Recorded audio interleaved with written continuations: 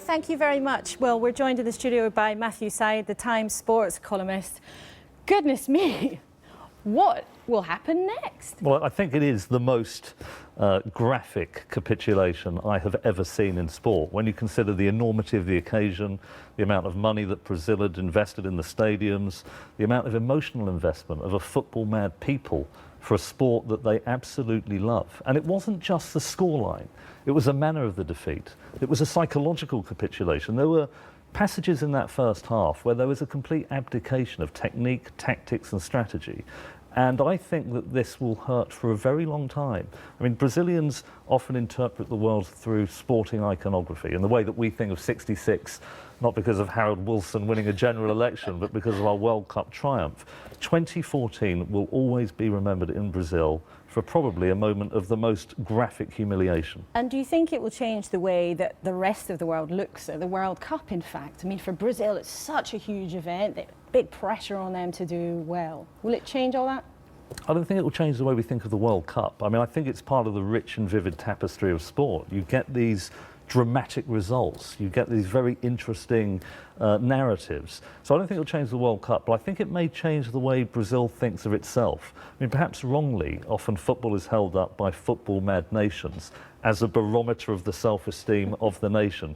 And Brazil will find it very difficult, even though they have much bigger challenges than what's gone wrong in football, economically, socially, economic division. I think this will really hurt, and it may lead to a very deep, elongated and rather difficult post-mortem. Because indeed for Brazil, this has already been in many ways, the World Cup, quite an unhappy episode. Riots, demonstrations, huge pressure on the government but for caring about football and being willing to spend so much money on an event like this. I think that's true.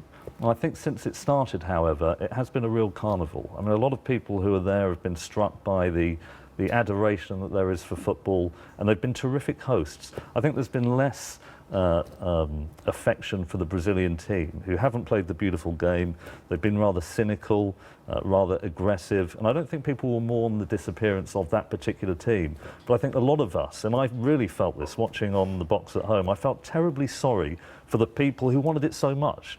They rather joyfully started olaying the Germans in the second half. I mean, there was a certain amount of gallows humour, which I rather admire, but there'll be a lot of very tearful people in Brazil today. Indeed, as Wira was reporting, Brazilian fans leaving at half-time. Now, that's completely incongruous with the image of Brazilian football and how much the sport is loved in Latin America. And I think that's a real indication of how woeful the first half was. I mean, you very rarely get to the half-time of any football match where hope has completely dissipated. I mean, they were obliterated in the first half.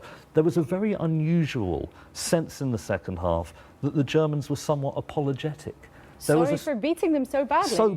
So badly that they could almost even though sport is very Darwinian, it's very brutal, there was a sense that they wanted the Brazilians to do a bit better. And I think maybe the Germans, oddly, almost paradoxically, will take some comfort in the fact that Brazil at least got a goal towards the end of that second half. So at least they won't be feeling guilty about it.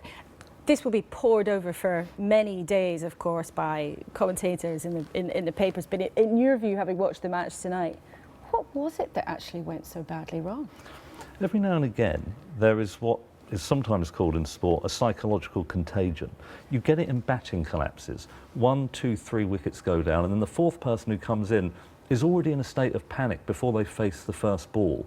And there was a really vivid sense of that happening after the second goal, that they didn't know what they were doing. They'd lost all sense of the strategic importance of where the ball was on the pitch. And that, I think, was the collapse that made it so humiliating. Matthew, thanks very much. Well, we can just have a very brief word from Rio, from Alex Bellos, who's Pele's ghostwriter for his biography. Alex, what will Pele be thinking tonight?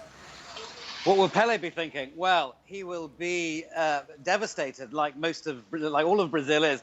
As you can see, I'm here at the Copacabana beach. It is raining cats and dogs, and the sort of feeling of misery and rain and grimness is really everywhere. I mean, I think people here, rather than being angry yet, are just completely shocked. And they were upset at the first few goals, but in the second half, so this Germany's 6th goal, they were laughing, but by the 7th goal, they were actually cheering. There's this idea that, you know, what else is there to do but to cheer, a fantastic German side?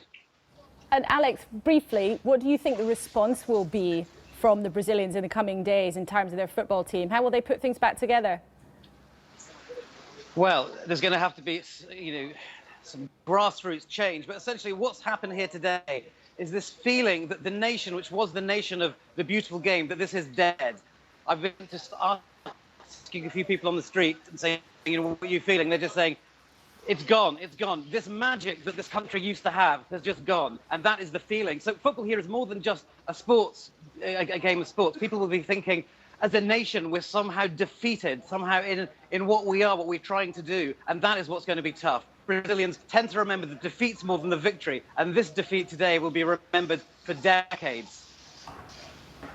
Alex Bellos, thank you very much indeed. From